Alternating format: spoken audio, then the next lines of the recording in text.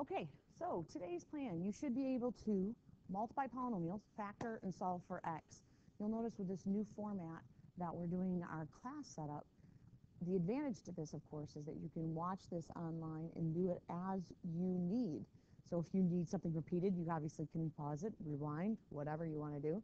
If you need more time, you can do that. All of this can be done at your own pace. You can repeat the lesson. And also, for those of you that may be more advanced or maybe not need this stuff, you can look through this beginning plan and say, okay, wait, I know how to multiply, I know how to factor, and I know how to solve, which is excellent. I do want to caution you, though, there will be tricks that I will do throughout these things. There will be certain methods that I'm going to encourage you to do, and those are the things that I'm going to require you to have learned through these videos. So when we get to class and we're practicing a new technique, understand that those are the things that I'm going to hope that you had watched and paid attention to. So even in the areas that you think you have mastered, for example, multiplying polynomials, probably many of you are saying, I know how to do that, I can skip that. Wonderful. Don't do that right away. Make sure that you are at least watching at least a little bit of the video to see if you in fact know the technique. What you're going to find about pre-calculus, and I'm sure I said this in my class introduction, is that pre-calculus and calculus are just a bunch of shortcuts. We're going to learn a lot of the same things you've already learned before. We're going to learn faster ways to do it. My goal for you is that you're going to be able to take a test that has 45 questions in 90 minutes, 2 minutes or less per question, and no calculator. You will learn math like you've never learned it before. And part of that is learning things that you've seen before, but in new ways. So be very, very careful to just skip a video because you think you already know how to do it. I will tell you, I will get quite frustrated if I notice that you're not watching the videos and you need some individual teaching time as a result of your lack of effort. Understand that that will become part of your homework frequently. So sometimes we'll do these lessons in class and sometimes we'll do them as an assignment. So today, being the first assignment outside of class, I'm going to require that you make sure you take some notes, and if there's any special techniques that you want to pay attention to, make sure you do so. Okay, so let's look at the first topic that we have here. I will say, though, that this lesson actually doesn't teach you any tricks because I got to make sure everybody's on the same page. So hopefully when you look at this series of examples in front of you, you know how to do them. I'm going to go through them relatively quickly in hopes that if you need more time, you can pause, you can look back if you need to, at your own pace. So you're going to notice this video will be structured actually a little different than most of my videos, given the fact that I'm not going to allow for those pauses simply because this is something you should already know. So looking at this first one, it says 2x times x minus 8. I'm sure that your teachers talked to you about the distributive property in previous classes. And so the distributive property basically means that this 2x has to multiply to both parts. Be very careful of your signs and be very careful of your exponents. Those are things and areas that people really mess up on. So once again, we're going to do 2x times that x, which gives me, of course, 2x squared. And then 2x times negative 8. Remember that sign stays with that 8. So it's 2x times negative 8, which gives me, excellent. The next one, hopefully one in which you can do in your head because you've seen these a number of times, but if not, again, we can do this the long way. Eventually, in the next couple of days, I'm going to teach you a shortcut on how to do these in our head so that we don't have to multiply and get x squared and then multiply and put negative 5x and then plus 5x and then minus 25. I'm hoping that we can eliminate this whole step and do it right in our brain. Isn't that great? There's our little brain. Okay, so this would be x squared minus 25. Next one, x plus 3 squared. It is not x squared plus 9 squared. Or excuse me, x squared plus 9. It is not. It is not that. And that is a frequent mistake. What people like to do for this is simply put the squared with both of those terms and call it good. Remember that when it says something is squared, it means something times itself. So you have x plus 3 times x plus 3. Again, it's similar to the question that we just did. You'd get x squared and I'll show all my steps in this case, but I won't in the near future, plus 3x plus 3x plus 9, again, not 6. Be careful when you're multiplying. X squared plus 6x plus 9 would be your final answer on that. All right, and certainly we are not limited to just having a monomial with just a 1 as a coefficient. We can have 2x. We could have 5x being multiplied together as well. This doesn't really change our process at all. It's still 2x times the 5x, giving me, good, and then 2x times the negative 1. So it's minus 2x, positive 1 times the 5x, and then positive 1 times the negative 1. And so we have 10x squared.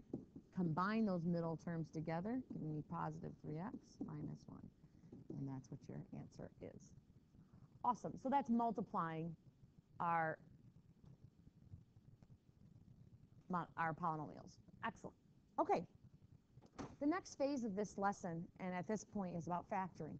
So if you know how to factor, wonderful. And those things are key. You have to be able to factor. None of these lessons are going to be isolated to where in the previous math classes, let's be honest, you'd learn a topic, you'd take the test, you wouldn't use it again. This chapter, the basics of calculus, is so absolutely critical that if you don't know any one of these topics, you're going to be in serious trouble come December, January, February. I mean, it's going to really radically mess with you. So please, use this as a reference. Pin this. Make it one of your favorites. I don't know, but if this is an area you have trouble with, make sure you somehow note how to find this video every single time.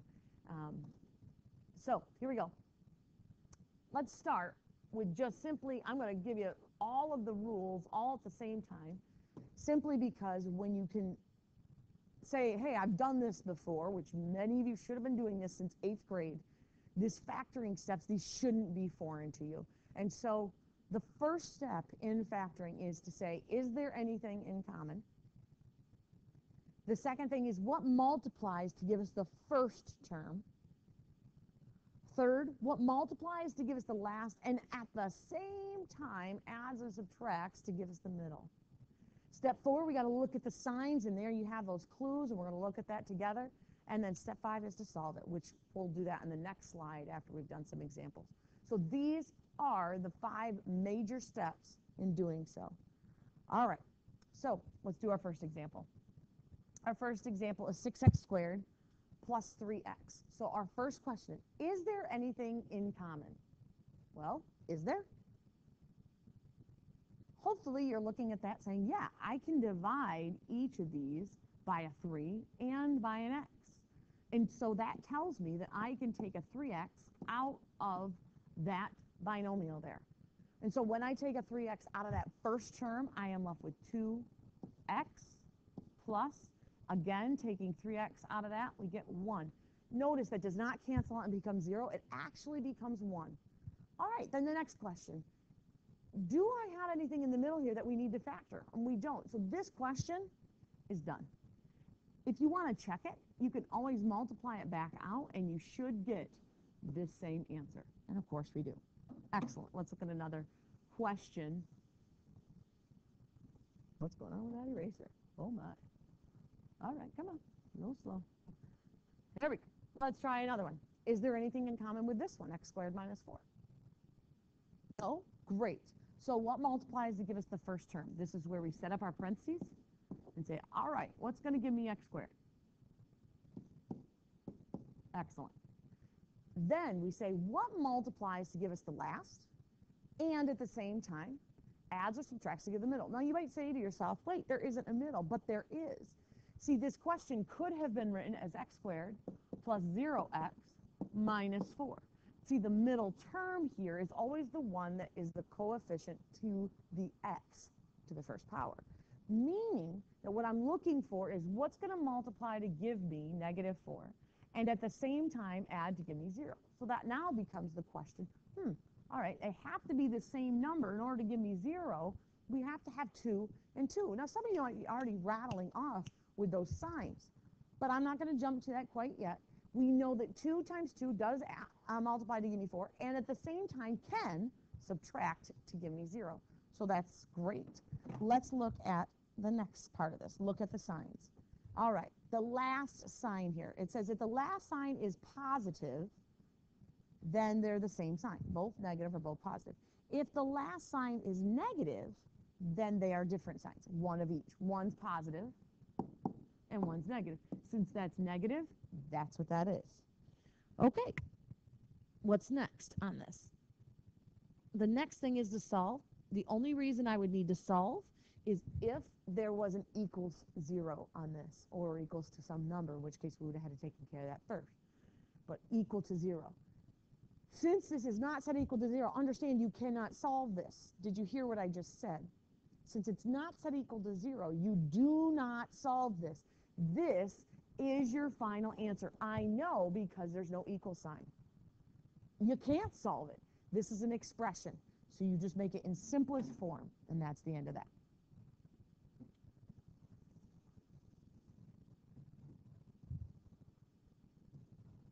Next one, x squared minus 8x plus 15. Again, you can factor this. There isn't anything in common, so we're going to get right to this. I'm just going to go right ahead and do this. If you want to, feel free to pause this video, do it on your own, and then see if you get the same answer. I'm going to go right to this. Again, my thought process is x times x gives me x squared.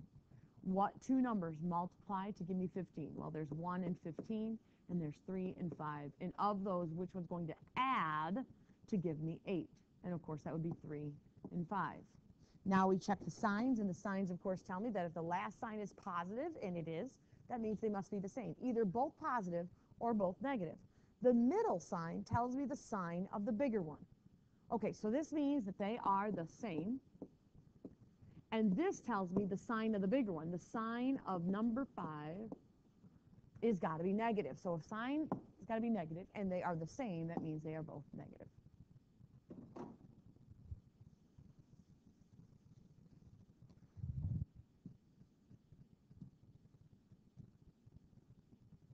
X squared minus 11x plus 28. Again, feel free to pause.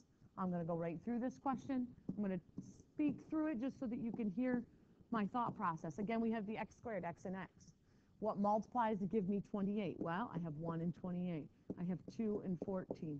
I have 4 and 7. And I'm going to just stop right there because once I see, oh, 4 and 7, that is going to add to give me 11. So I know it's 4 and 7. They are the same sign, and this tells me that they're both negative. Next example, 3x squared minus 8x plus 4. Now, here is a little trick. I'm going to show you this trick, and for those of you that stayed listening to this video, well done. We're 13 minutes into this, and you stuck with me, which is wonderful. This part is a neat shortcut for those of you that really have trouble. I got to be honest, I don't like the little guess and check method that they've always taught you. There is a shortcut, or rather a quick trick as to how to actually factor these in an easier form. So ready for this? Here it is. You take the 3, the coefficient of that first term, and you're going to multiply it times the end. So it becomes x squared minus 8x plus 12. So all I did was I multiplied 3 times the last number, and I basically moved it there. You'll see where we put it back in at the end, but this is just an amazing trick. Now let's factor that instead. So x times x. What multiplies to give you 12 and at the same time adds to give you 8? This tells me they are the same sign, and this says that they're both negative. Any questions so far? So all I have done is I've multiplied 3 times the form. That's it. And then I factored that result. Now here's the kicker. This is what you have to pay attention to. At this point, this is where the 3 is going to come back in. What we do now is we now put that back in. We put it into both of those factors. And so I have here 3x minus 2, and I have 3x minus 6. One of them at least should simplify. And you'll notice, of course, 3x minus 2, that does not simplify. There's nothing in common there. However, in this second one, Both of these can be divided by 3. And so when I divide both of those by 3, I get x minus 2. If you multiply this out, and I'm going to do this for you, if you multiply it out, 3x times x, you get 3x squared. 3x times that negative 2, that's negative 6x, and then negative 2x, and then plus 4. And when you combine those middle terms, what do you know? You get that minus 8x, as we would expect. And so there you have 3x squared minus 8x plus 4. It's an amazing little trick that you can use for any time you have a coefficient that's not 1. They may say, can we use it for 1? Sure, because when you multiply by 1, and let's just look at this one that's right here at the top of the page, the coefficient would be 1. Multiply that times the n, you have 1 times 28. It doesn't change the problem. You see, it's actually something that you're doing already, and you just didn't realize it. So it's just a neat trick. How do you do it when you have questions that do not have a coefficient of 1 there? Okay, let's do a couple more of these. Now, these two questions, I know factoring is quite simple for many of you, but when you look at these two questions, I cannot tell you the number of people that get these wrong on my tests. Now, we've talked about how my tests are set up differently, and this is a prime example. This question that you see in front of you here today is probably at least worth 20 points on the first test. You might say 20 points? Yes, because if you can't solve these questions, I don't want you to do well on my test. You don't deserve to get in the 90s. And you might think, well, what if I make a mistake? You can't make a mistake. You have to nail these. You have to know them beyond a shadow of a doubt. And you can't get these wrong. These are like, it's like driving a car and you forgetting to throw on the brake. It should be that natural to you that you actually don't make that mistake. It will cost you. So when you see this question, x squared equals 16, people's first response to me is 4. And you just lost 20 points on your test. You just got yourself an 80, and that's if you get everything else perfectly correct. Truth be told, if you make mistakes like that, you're being very careless and you're not watching out for detail. Because here's the thing. If we actually take the time to factor this and solve it, you'll see that there's actually not just positive 4, but there's also negative 4. Now remember back in the day when you did square roots. And you might say, oh yeah, that's right, plus or minus. That still applies here. And if you choose to do it using square root instead of factor, I'm good with that. But don't forget it. And I'll show you another problem that happens in the second example. So let's look at this first one. If I choose to solve this by factoring, then my first step is to get it equal to 0. So I'm going to write x squared minus 16 equals 0. Is there anything in common? No? Good. So now we set up our parentheses. X times x. What multiplies to give me 16? The last sign is negative, which means that they are different. If the last sign is negative, that means one is positive and one is negative. We set that equal to 0, of course, because that's what that is. And that tells me to solve this. So now, see, I wouldn't even have to give you the words solve, because it's set equal to 0. It's automatic. That's math lingo. Solve it. So here we go. Set each part equal to 0. X plus 4 equals 0. And we solve by subtracting 4 from each side. Hopefully you don't have to write this work out, but if you do, there it is. On the other side, the same. We set it equal to 0, but this time we add 4 to both sides so that that goes away. And we get x equals positive 4, and those would be my answers. Again, proving the fact that there is a positive 4 and a negative 4 answer. All right, let's look at this next one. 2x squared equals 4x. Many people might say, hey, I could see that I could divide both of them by 2 and an x. Excellent. And if you do this, and I'm going to show you wrong first, so hopefully this isn't where you stop listening, and you end up dividing, 2's of course divide out, the x squared divided by x gives me x, the 4 and the 2, that gives me a 2, and the x's divide out, leaving me with x equals 2. Would that be the answer? Again, I will award you no points for that. May God have mercy on your soul. This is 2x squared equals 4x. Let me show you now by factoring method. If we factor, that means we have to get this to the same side, correct? Simply subtracting. Now take out what's in common, and it is that 2x, but we're going to write it differently. Rather than dividing it out, we're actually going to write it in front. And what's left here is, just as we'd expect, x minus 2. And here it is. When you solve it and you set each part equal to 0, you have 2x equals 0, which of course means x equals 0. And there's the one that you would have forgotten had you simply just divide it out. And that is why I make such a big deal about it. We can't disregard that. 0 is a very important number. 0 isn't something to just, that is a root, that is a solution. If I plug 0 in there, it does make that thing equal. And so we can't just say, it doesn't matter, it's just 0. No, it has a meaning and it has a purpose. That means that if I was to graph this, it would, in fact, cross at that spot. We can't forget that. And so that is the lesson for today. Hopefully you did quite well and you understand all this stuff and you learned maybe a little bit more today.